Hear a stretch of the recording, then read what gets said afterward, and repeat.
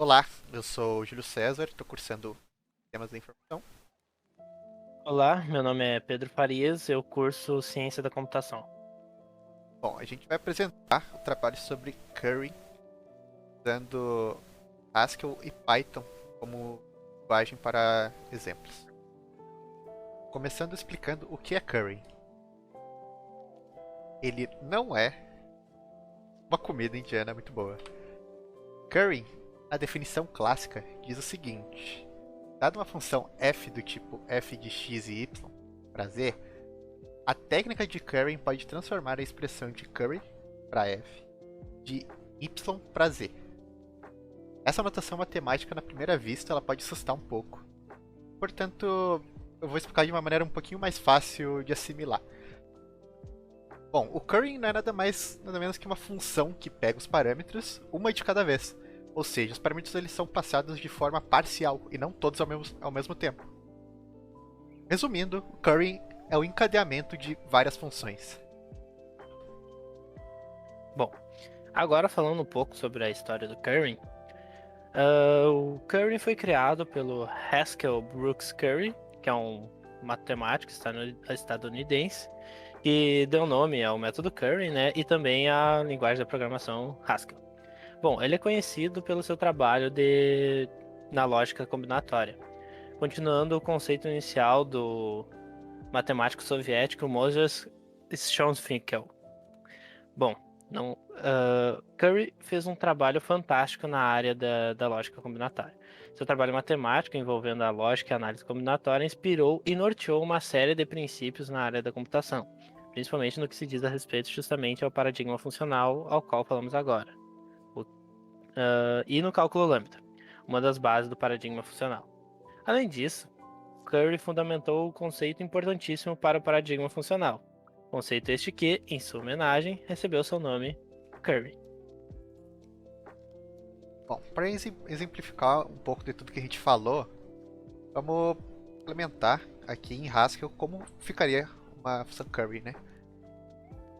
Bom, a gente vai fazer uma função que ela faz uma potenciação de dois números, né? Vou colocar um x, um y, fazer que o x vai ser potência de y. Vamos testar aqui. Testar com 2 na 3. Opa. 2 na 3. E aqui a gente tem um retorno de 8. Perceba que eu não consigo passar aqui, esse primeiro erro aqui, eu não consegui passar porque ele necessita que os dois argumentos eles estejam juntos, sejam passados na mesma hora. Quando a gente aplica o Curry, a gente pode fazer x e y fora dos parênteses serem igual a x potência de y. Quando eu faço isso, eu posso botar ele fora dos parênteses. Inclusive, eu posso utilizar ele num map para a gente fazer uma potência de 2 de uma lista de 1 a 10. Você vê aqui que dá certo. Outra forma também que a gente pode escrever o Curry aqui no Haskell, a gente pode escrever dessa forma aqui também. Para power ser a função lambda de x, e vai retornar uma função lambda de y, que vai retornar uma função x potência de y. Essa é uma forma um pouquinho mais próxima da matemática, um pouquinho mais rudimentar, digamos assim, para se escrever. Pode ver que ela continua dando certo aqui. Com isso também, a gente pode usar uma das coisas que deixa o Curry bem interessante. Se a gente quiser fazer a gente vai criar uma função aqui que é a potência de 2.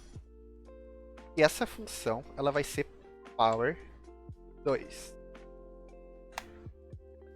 Então, quando a gente faz, se eu quiser colocar aqui potência de 2 de 3, aqui ele vai retornar o valor que a gente tinha colocado antes, sem precisar dos dois valores serem passados no mesmo momento. Essa é uma parte bem interessante do Curry. E dá para implementar em várias linguagens, inclusive em Python, que a gente vai ver um pouquinho mais depois. O objetivo, como já foi dito anteriormente, é transformar uma função que dependa de várias variáveis em uma função que dependa somente de uma variável.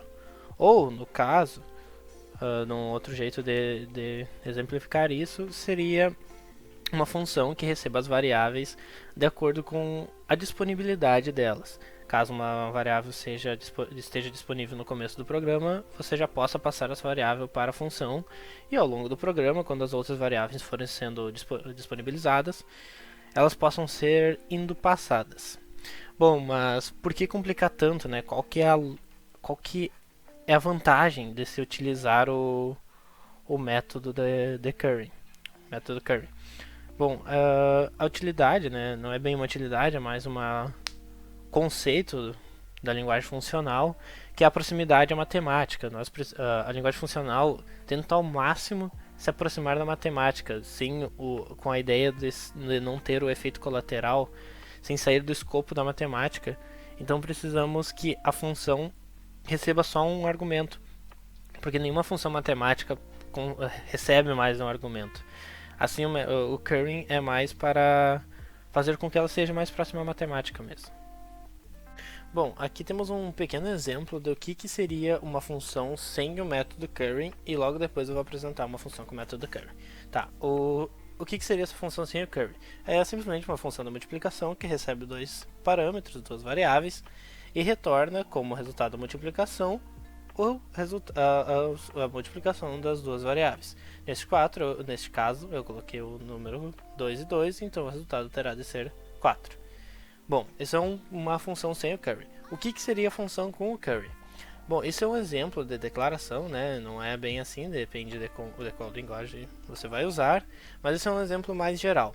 O que isso significa? Que quando eu passar uma só variável para a função, ela deve retornar, mas ainda não calcular com o resultado da função com a segunda variável, porque a segunda variável ainda não foi passada. Então, eu tenho dois métodos de como passar os valores para essa variável. Eu passo do primeiro método, que é este aqui, o primeiro print, que mostra que é multi2, o primeiro argumento é 2 e o segundo argumento também é 2, mas eles estão separados, eles não estão com vírgula. Ou, a partir do segundo método, que eu declaro uma variável auxiliar que recebe a função com o primeiro parâmetro e depois eu chamo essa variável auxiliar passando o segundo parâmetro. Bom, aqui eu tenho dois pequenos exemplos, três no caso, dois arquivos são iguais, mas com métodos diferentes. Mas eu tenho dois pequenos exemplos de como um código pode ser transformado para um método Curry. Bom, aqui eu só tenho um exemplo em pseudocódigo só para apenas dar uma ideia de como eu fiz para funcionar este exemplo. Bom, basicamente eu tenho que transformar uma função que receba duas variáveis, não transformar, né, mas fazer com que ela consiga aceitar uma e depois eu consiga passar a segunda variável para conseguir continuar o código a partir da primeira variável sem necessitar passar novamente. Basicamente, aqui, como eu utilizei Python neste exemplo, eu declaro uma lista com o nome de algumas pessoas e crio uma função que diga uma saudação, um hello, um olá, um bem-vindo, mais o nome desta lista. No caso, vou fazer um laço que passe por todos os nomes da lista. Neste caso, usei uma função lambda, né, para passar para criar uma função pequena para depois passar para o laço.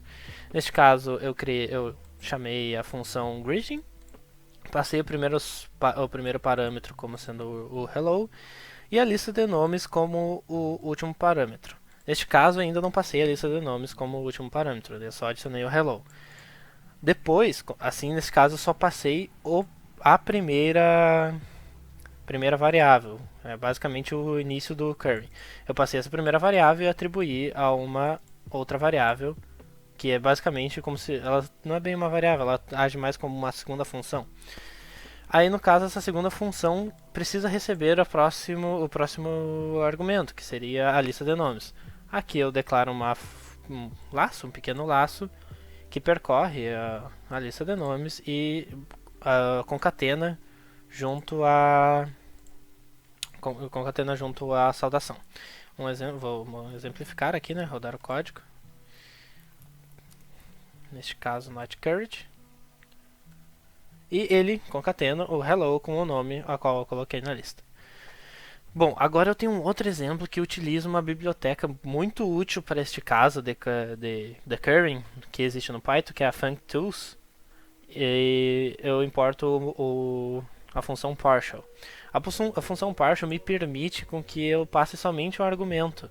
Assim eu não preciso pensar muito na lógica a qual eu devo fazer para que eu consiga passar apenas um argumento. Assim eu utilizo uma função pré-definida da biblioteca que facilita muito. Mesmo caso do anterior, apenas adicionei mais uma segunda lista para exemplificar melhor. Aqui eu passo eu declaro novamente uma nova variável, a qual eu passo o partial greeting hello. Assim ele armazena a função já com a primeira variável definida. Assim eu posso passar logo depois a segunda variável através do mesmo laço como exemplo.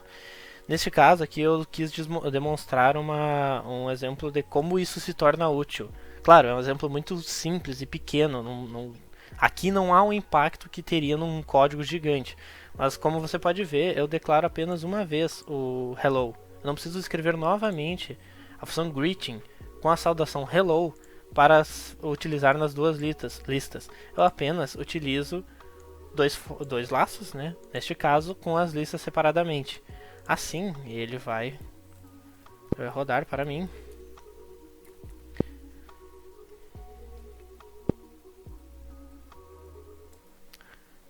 Rodar para mim a saudação, mais os 4 membros da primeira lista, mais os 3 membros da segunda lista, sem mais nenhuma declaração, apenas o laço passando a segunda variável nos dois casos. Aqui é a primeira lista e aqui a segunda lista.